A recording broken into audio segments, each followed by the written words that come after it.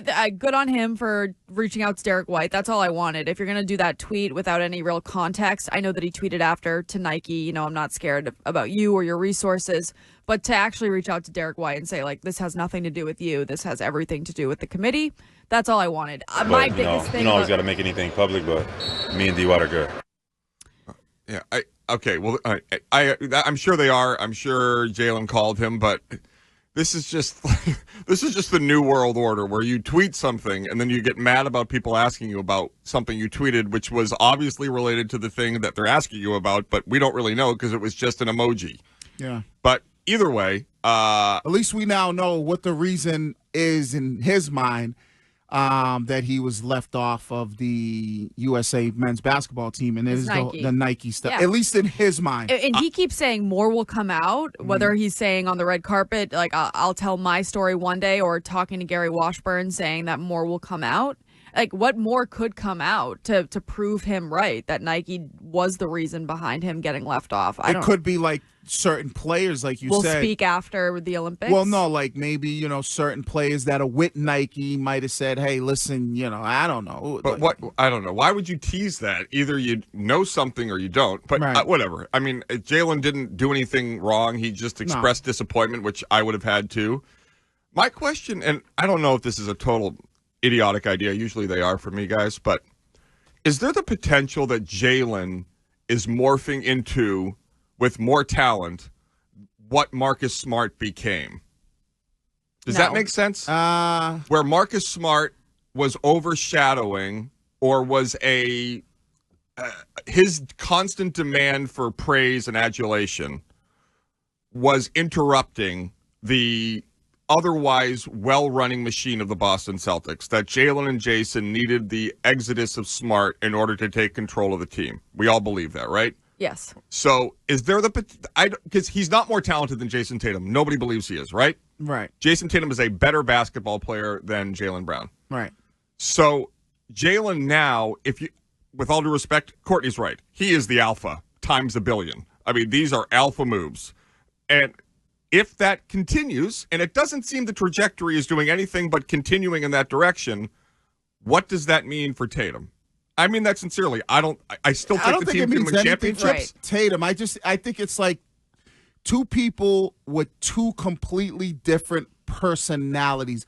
One guy, I think, says things and it might rub people the wrong way in Jaylen Brown. And another guy doesn't really say much, is a little bit to himself. He's a little bit reserved when he's speaking, not very vocal.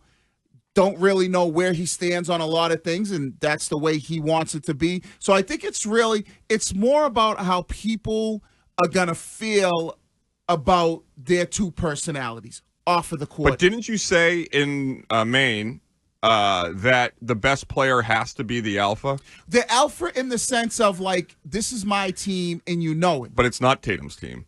But just because you're a talkative person doesn't mean you're the alpha. So you don't think Jaylen's the alpha? No. Jaylen is just more outgoing, and he's not Which afraid. Which makes him the alpha. And I think that Jason Tatum's fine with Jaylen being the alpha. That's where you and I disagree, because you think just because somebody speaks loudly it's more their demeanor on the court, though. It's not even just off the court. Like, yeah, Jaylen is making alpha moves off the court during the offseason, but on the court this entire past season, postseason championship run, in my mind, Jaylen was clearly the alpha. I think it's really about how you feel, like where they go. Like, they're both great players. They'll both continue to be great players. They both seem like they can play together. It's going to be how that person rubs you. Yeah. That's it. I was so wrong. I thought the championship would be the toughest hurdle. They did that easily, and it sounded and felt in the days that immediately followed the championship, through the parade, the trip to Florida, all that Jaylen and Jason had reached this sort of peace of achieving the team goal together. And everything that's unfolded since, I would have never guessed. The Nike situation is a real thing. Jason Tatum is one of their number one spokespeople, if not, after LeBron. Nobody else is as big as Tatum. He has his own line that's coming out. His teammate believes Nike is the reason he's not on the Olympic team. I don't know. I would have never guessed it, but that's a thought that popped into my head yesterday. I just don't see Jaylen Brown as somebody who's like, Tatum, stop working with Nike because I don't like them. Like, No. I think Jaylen understands that Jason's making a ton of money off of this, and he's not going to interrupt anything that has to do with him getting his. Like, I think that when it comes to the Nike aspect, that's why I don't believe that there's anything more going on between the two. I think that they understand how money is made. They understand that, you know, sometimes you've got to sell your soul to make a buck or two.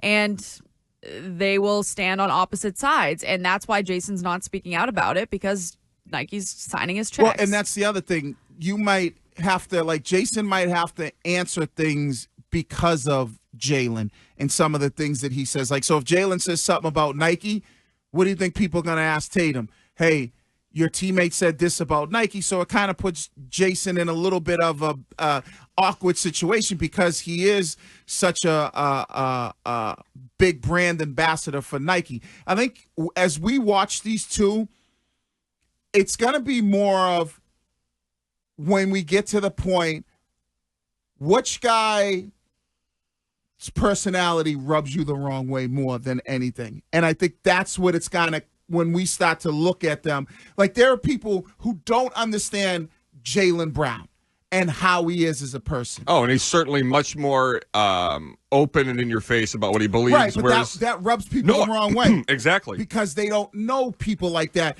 And like Jason Tatum, he's very reserved and quiet. And people take that as a sign of, oh, he's not an alpha, because they don't know people like that. And the whole thing of, like, you have to be vocal to be – no, if you know anybody, sometimes, like they said, the quietest person in the room is the one you need to worry about the most. All right, we're going to speak quickly, Mark, before we take a break. Good points, Wiggs. Mark on this. What's up, Mark? Yeah, I was telling your person to answer the phone. I think Jason Tatum had a lot to do with it.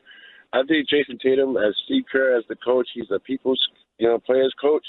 And I think the first thing he approached was Jason Tatum. So what do you think about bringing your teammate on the team? And I think that's why Derrick White, out of all the NBA players we have in the NBA, how did Derrick White name come up so fast? You know what I'm saying?